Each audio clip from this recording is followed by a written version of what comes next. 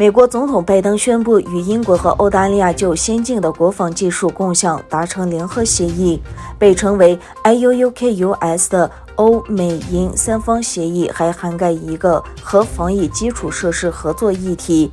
这三方小组将使各国更容易分享人工智能、网络、水下系统和远程打击能力等关键技术领域的信息和知识。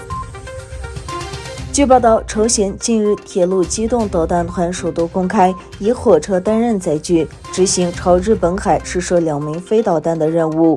朝鲜宣布已精确击中了800公里外的一个海上目标。值得注意的是，导弹实验是在美韩外交官在东京举行的朝鲜峰会之后进行。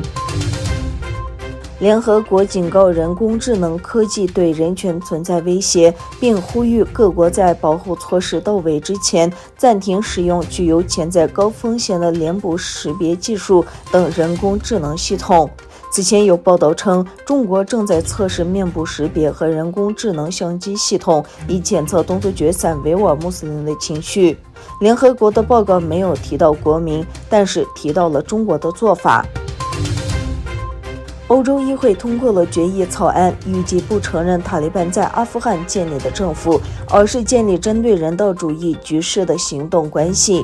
欧洲议会法案中强调，他不承认塔利班建立的政府，并对该国的未来表示强烈担忧。哈萨克斯坦正在讨论一项关于社交媒体公司的法案。如果该法案获得通过，社交媒体和信息公司将被要求在该国设有代表。一个得到美国支持的维吾尔图片展周四在瑞士开幕。失踪者之墙树立在日内瓦联合国大楼的外面。联合国人权理事会为期1个月的会议于本周在这里开幕。世界维吾尔代表大会告诉路透社，美国为这次的展览提供了财政资助。9月15日，美国总统拜登在发布会上宣布将帮助澳大利亚获得核潜艇。会上，拜登似乎是忘记了澳大利亚总理的名字。谢谢鲍里斯，我要感谢。